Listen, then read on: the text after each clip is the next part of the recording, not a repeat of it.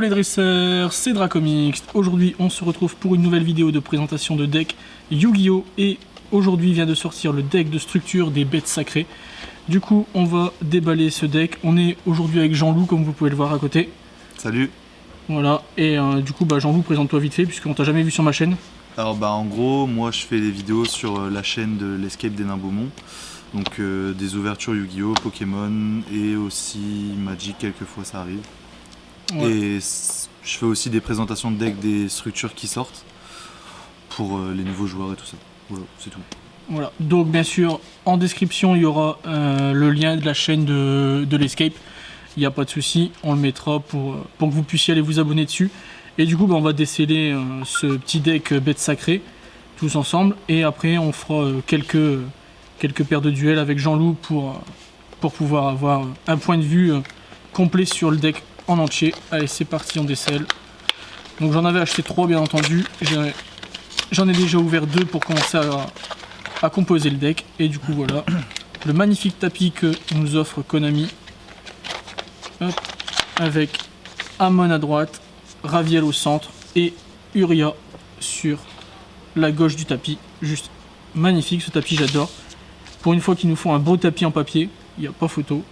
Allez, du coup c'est parti. Il aurait été quand même beaucoup plus beau en playmat. Hein, mais bon. Oui, c'est sûr qu'en playmat, mais comme vous le savez sur la chaîne, il y a un concours, ne l'oubliez pas, pour faire gagner un playmat, etc. Et 100 € de gain. Donc si vous voulez cette image là sur le playmat, il n'y a pas de souci, ce sera possible. Allez, du coup on va découvrir ensemble le deck. Alors, on a Raviel, Empereur des Fantasmes, Frappe Chaotique. Non. Chatoyante, d'accord. Donc c'est un nouveau monstre. C'est une nouvelle version de Raviel que l'on connaît déjà, qu'on va redécouvrir après. Voilà. Donc, je sais pas, Jean-Loup, tu peux nous dire quoi sur ce Raviel? Qu'en vrai, il est assez fort. Ça rajoute de la consistance au deck. Donc il y a 2 effets. Déjà, on peut le défausser pour doubler l'attaque d'un Raviel. Et quand il est au cimetière, on peut sacrifier un monstre pour le récupérer à notre main. Donc en soi, ça fait qu'il se recycle tout seul.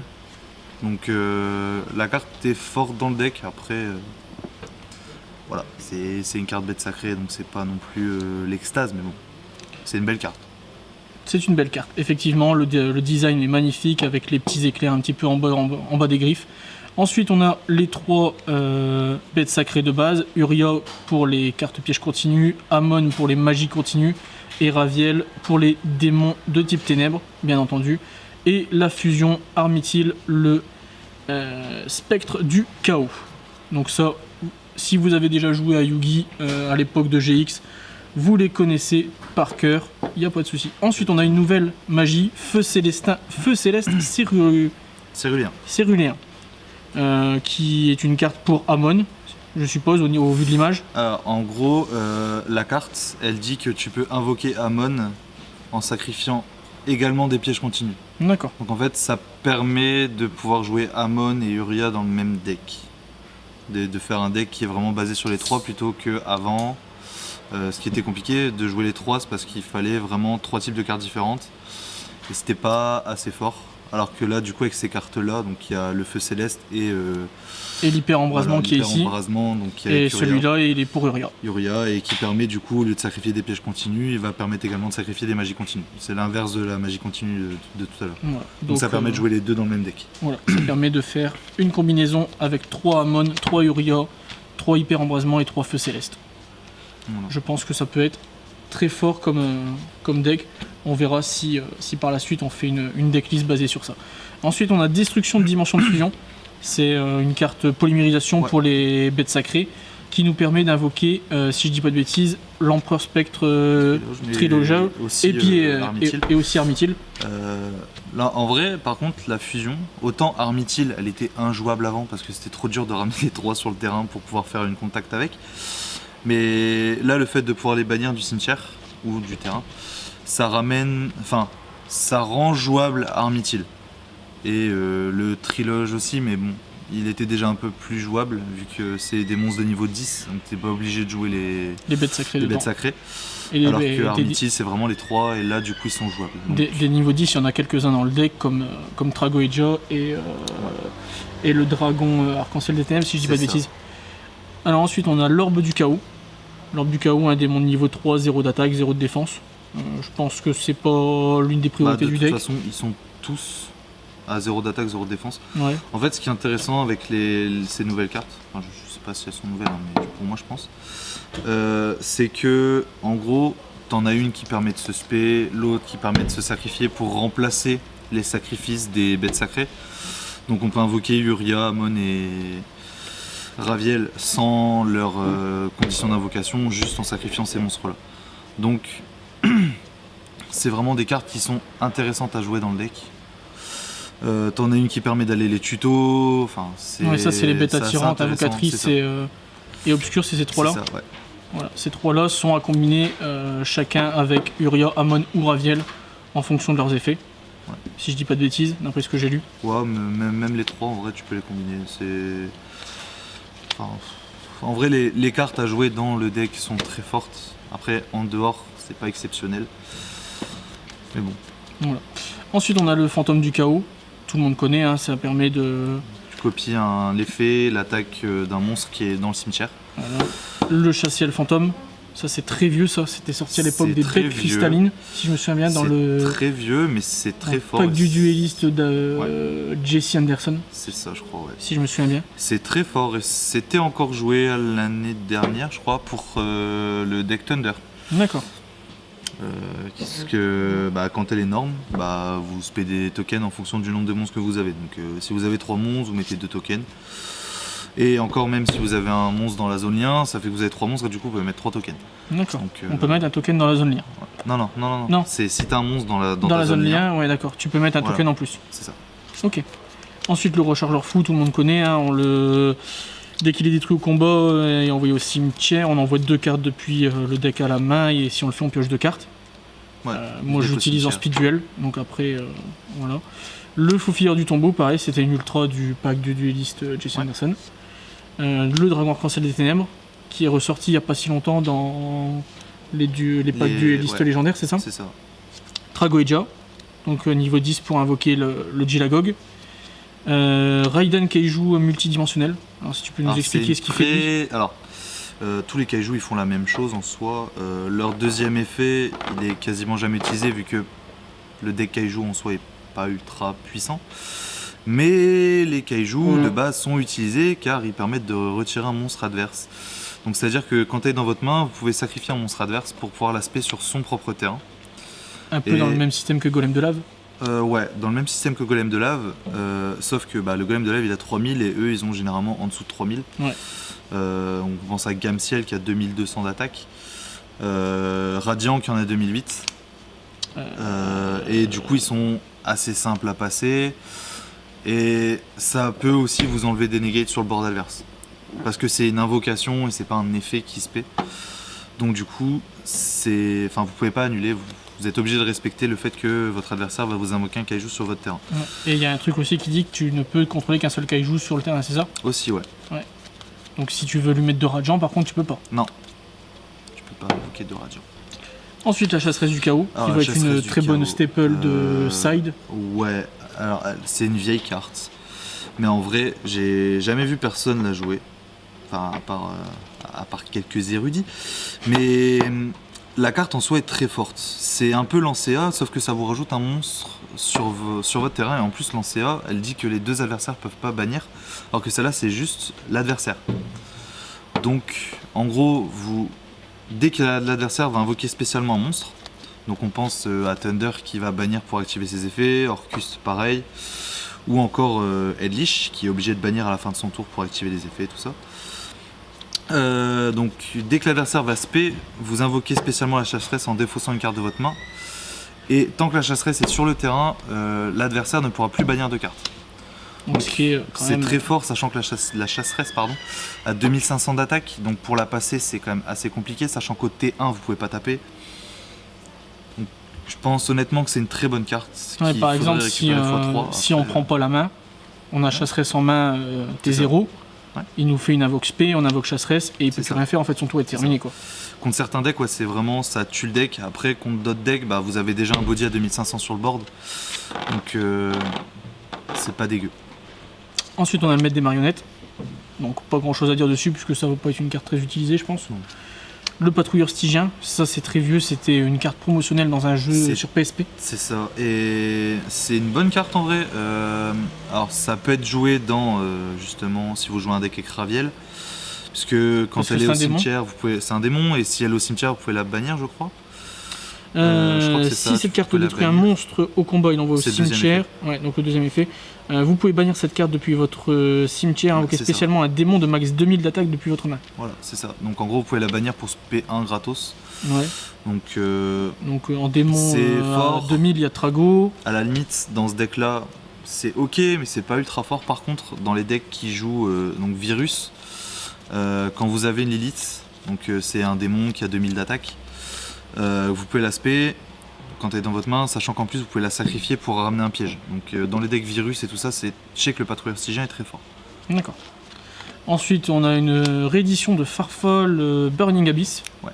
Donc ça, c'est une très bonne staple. Ouais. Si je très dis bonne pas de carte bêtises. pour ceux qui jouent BA.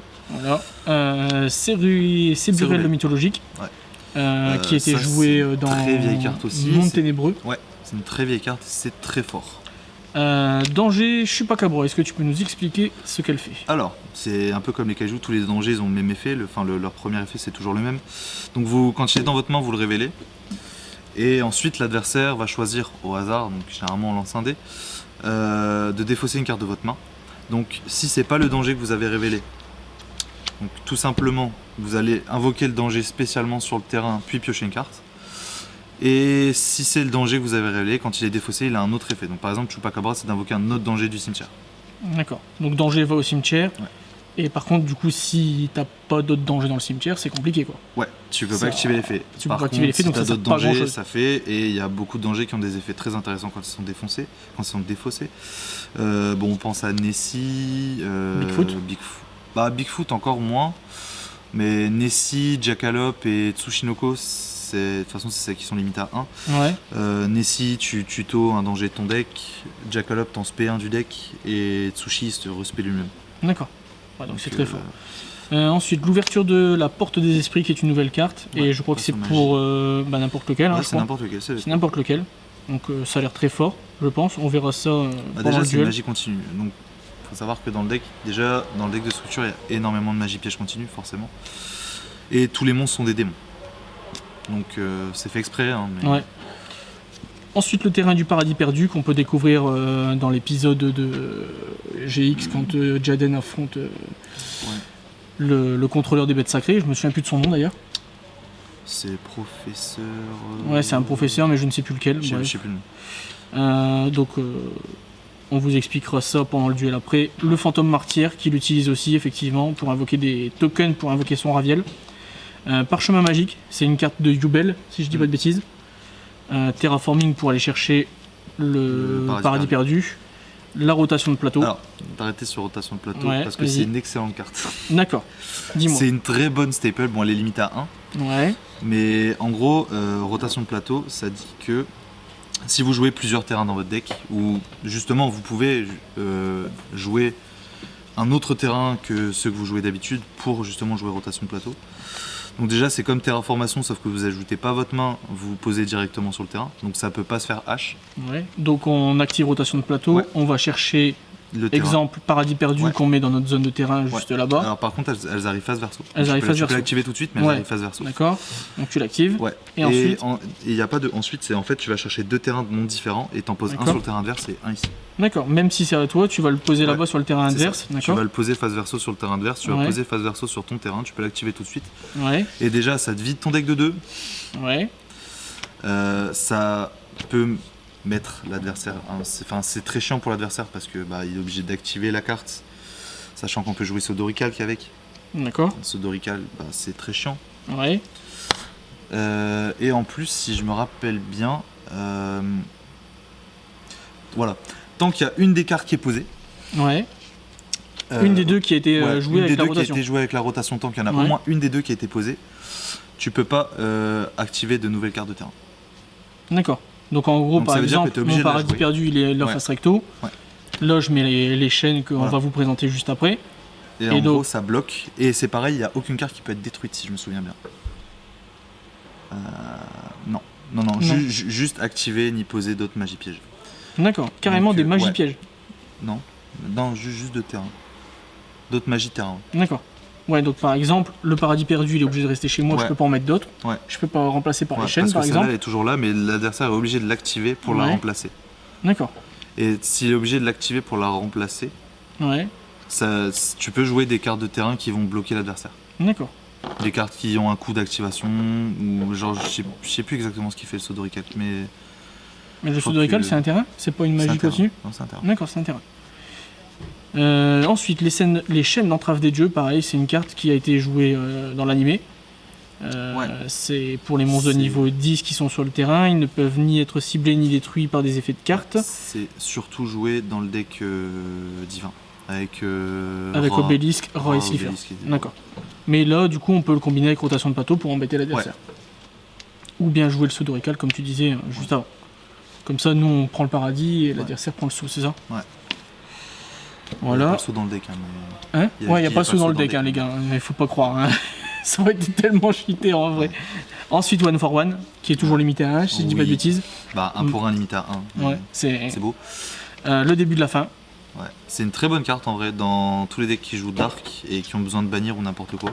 Parce que si tu as au moins 7 attributs ténèbres dans ton cimetière, tu t'en bannis 5 et tu pioches 3. Ouais. Donc, Ça te refait ta main. Ouais. C'est du -1 + 2 du coup. ouais, c'est du C'est plus ça 2. Pot des désirs, on n'en parle pas. Non, ça sert à rien. Tout le monde connaît. Saut du propriétaire, c'est une très vieille carte, mais Et qui est nul. pas Et jouée. nul, ça sert à rien. Barrière de terrain, pour protéger peut-être le Ouais. paradis C'est perdu ou le joué, alors, Sodorical. c'est joué dans un seul deck. Ouais, avec Mine En ce Mystique. moment, ouais, voilà, avec une mystique. Dans les decks burn. Ouais. Épée de ravissement de lumière. Pour Ça aussi, c'est vieux. remettre Ça sert les pas à monstres face grand-chose, cachée. hein, ouais. Ça sert pas à grand chose. Qui font d'espace mystique, on n'en parle pas. Très vieux aussi, tout le monde connaît. Réveil des bêtes sacrées. Bah, la carte est forte, mais elle est utilisable que dans le deck bête sacrée. Donc, Faudra voir tout à l'heure pendant les duels. ouais. On a fait quelques games juste avant de tourner cette vidéo. Et on est réussi Bah, à la monter à carte est 300 000 points de vie, je crois, si je dis pas de bêtises. ouais. En fait, autant expliquer la carte tout de suite. Hein. Ouais. Quand il y a une bête sacrée sur le terrain, à chaque fois que l'adversaire il va spé, tu vas gagner en points de vie l'attaque du monstre que tu spé. Donc en fait, c'est non mais en piège. Ouais. Ensuite, si Quand t'en on a as deux. au moins 2, l'adversaire il peut plus activer d'effet de monstre. Donc c'est absorption de compétences, mais juste pour l'adversaire. Ouais. Et si t'en as 3, si je me souviens bien, dès que l'adversaire va avoir une carte qui va être envoyée au cimetière, elle sera bannie à la place. D'accord. Donc Ouais. en fait, c'est que pour l'adversaire, ça te gêne pas, Ouais, ça gêne que l'adversaire, mais c'est jouable que dans bête sacrée. C'est Ouais. dommage. c'est dommage. Mais ça peut faire une très bonne piège continue pour peut-être invoquer Uria ou Ouais. pour juste gagner des points de vie puis Oh, se refaire ouais. en fait. Ensuite, délivrance de la dimension des ténèbres, on Ça, va c'est pas en vieux parler. aussi. Forme sœur, C'est vieux aussi. tradition impériale, Toutes les pièges sont vieilles en fait. mistake. Ouais. Mistake, non, ça c'est vieux, ça c'est nouveau, Non, c'est vieux. c'est vieux. Non, Je sais c'est pas, j'ai vieux. pas connu moi. Mistake. Par contre, Mistake c'est fort. Ouais, mistake c'est fort C'est forcément. fort surtout actuellement. Puisque aucun joueur ne peut tuto de son deck à sa main. Et l'usine de production en plus des ténèbres. Ouais. Moi personnellement j'ai pas connu, puisque j'ai arrêté au moment des links. C'est vieux. À partir du moment où il y a des moqués sur la carte, c'est que c'est vieux. D'accord. Bah pourtant je n'ai jamais vu cette Si carte. c'est vieux, bah t'as l'usine de production des ténèbres et t'as Ouais, ça, celle-là. ouais. Elles sont sorties à peu Là. près en même temps, je crois. La magie je connais puisqu'on l'a joué dans Exodia il y a longtemps. Ouais. Et ensuite on a 5 petites cartes Bah, qui peuvent faire des field centers pour ça. Et puis des tokens pour avoir. voilà, les cartes promo et voilà. les cartes. Voilà les amis, du Ouais. coup on vous a présenté le deck et maintenant on va passer à la phase de duel. Let's go. Ouais, let's go. Tu me ramènes 2 decks, Guillaume. Hein? Ouais, tu peux. Hey, si cette vidéo vous a plu, n'hésitez pas à vous abonner et à activer la cloche de notification. On se retrouve très bientôt pour une prochaine vidéo, mais en attendant, n'hésitez pas à nous rejoindre sur tous les réseaux sociaux qui sont dans la description. Allez, ciao tout le monde!